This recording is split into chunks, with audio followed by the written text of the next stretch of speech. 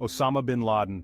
The name alone evokes fear, anger, and a sense of profound loss. He was the mastermind behind some of the most horrific acts of terrorism the world has ever seen. His actions plunged nations into war and reshaped global politics.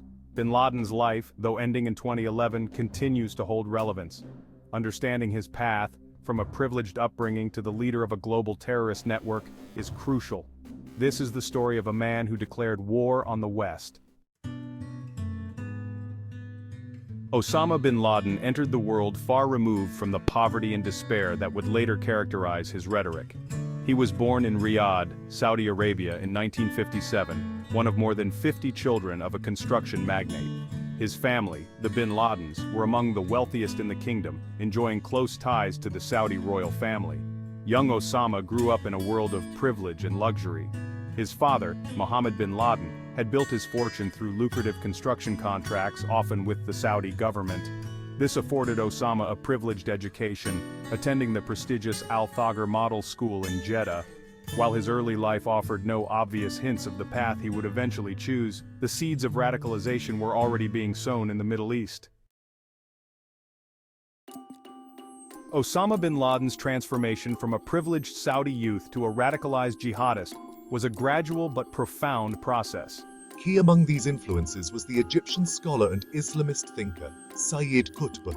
Qutb condemned the West as morally decadent and called for the establishment of Islamic states governed by Sharia law.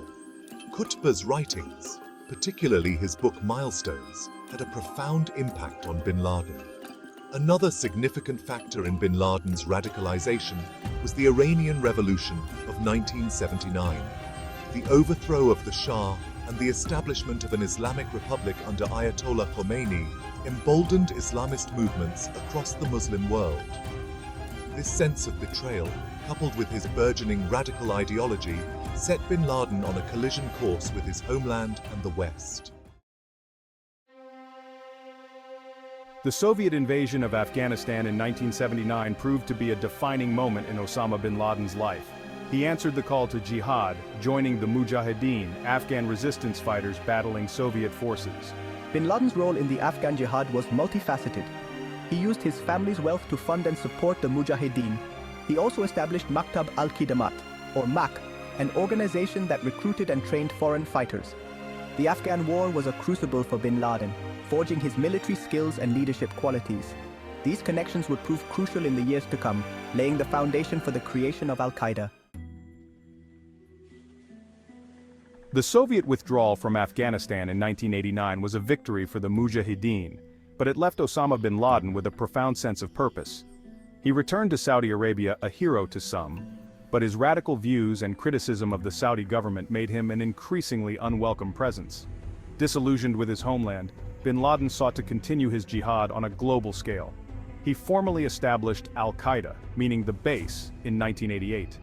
Al-Qaeda, under bin Laden's leadership, distinguished itself from other jihadist groups through its global ambitions and sophisticated organizational structure.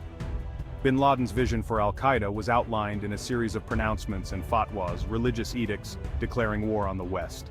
With a clear enemy identified and a growing network of followers, Al-Qaeda embarked on a campaign of terror that would culminate in the horrific events of September 11, 2001. Throughout the 1990s, Al-Qaeda, under Osama bin Laden's leadership, metastasized into a global network of terror. The group carried out increasingly daring attacks, targeting American interests and symbols of Western influence. One of the first major attacks attributed to Al-Qaeda was the 1993 bombing of the World Trade Center in New York City. In 1998, Al-Qaeda simultaneously bombed the U.S. embassies in Kenya and Tanzania, killing hundreds of people. These attacks, along with the bombing of the USS Cole in Yemen in 2000, served as chilling reminders of Al-Qaeda's global reach and deadly intent. Intelligence agencies around the world identified him as a major threat, but his ability to evade capture made him a shadowy and elusive target. Few could have predicted the scale of the horror that awaited on that fateful September morning in 2001. The world changed forever on September 11, 2001. On that day, 19 Al-Qaeda operatives hijacked 4 commercial airliners, crashing 2 into the World Trade Center towers in New York City, one into the Pentagon just outside Washington, D.C., and the fourth into a field in Shanksville, Pennsylvania. Nearly 3,000 innocent people lost their lives in the deadliest terrorist attack in human history. The 9/11 attacks sent shockwaves across the globe. The images of the collapsing towers, the smoldering wreckage of the Pentagon, and the stories of heroism and loss became seared into the collective memory of humankind. In the aftermath of the attacks, the United States, under the leadership of President George W. Bush, launched the War on Terror. This global campaign targeted Al-Qaeda and its affiliates, aiming to dismantle the organization and bring its leaders to justice. The U.S. invaded Afghanistan, toppling the Taliban regime that had provided safe haven to bin Laden and Al-Qaeda. The 9/11 attacks had profound and lasting consequences for global politics and security. They led to increased security measures at airports and public places worldwide. Following the 9/11 attacks, Osama bin Laden became the world's most wanted fugitive. A global manhunt was launched, with the United States offering a $25 million reward for information leading to his capture or death. Bin Laden, however, proved to be an elusive target. He had gone into hiding, reportedly moving between remote locations in the mountainous border region between Afghanistan and Pakistan. Despite the massive resources devoted to the hunt for bin Laden, he remained elusive. There were numerous leads and reported sightings, but none panned out. The commitment to bringing him to justice never wavered. On May 2, 2011, the world received stunning news. Osama bin Laden was dead. He had been killed earlier that day in a daring raid by U.S. Navy SEALs on a compound in Abbottabad, Pakistan. The raid, authorized by President Barack Obama, marked the culmination of a decade-long manhunt.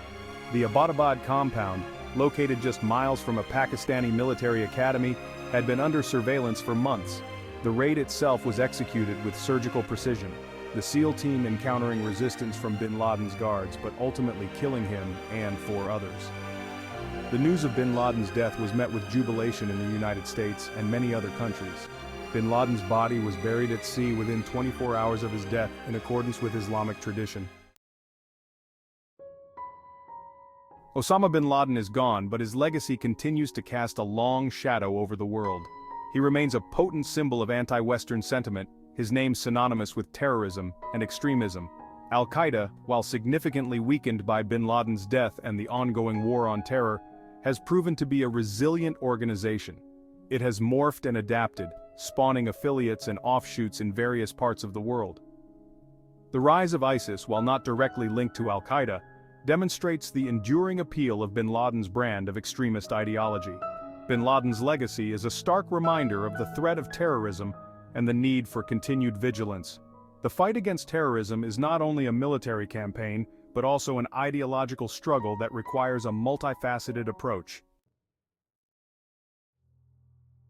The death of Osama bin Laden marked a turning point in the fight against terrorism, but it did not signal the end of the threat. The nature of terrorism is evolving, becoming more diffuse and decentralized. The rise of the internet and social media has made it easier for extremist groups to spread their propaganda, recruit followers, and inspire lone wolf attacks. Terrorist organizations are increasingly operating in the virtual realm, using encrypted messaging apps and the dark web to communicate and plan attacks. The future of terrorism is likely to be characterized by a combination of factors: the persistence of established groups like Al-Qaeda, the emergence of new actors like ISIS, and the growing threat of lone wolf attacks. Addressing this complex and evolving threat will require international cooperation, intelligence sharing, and a comprehensive approach that addresses the root causes of extremism. The legacy of Osama bin Laden serves as a stark warning of the human capacity for hatred and violence.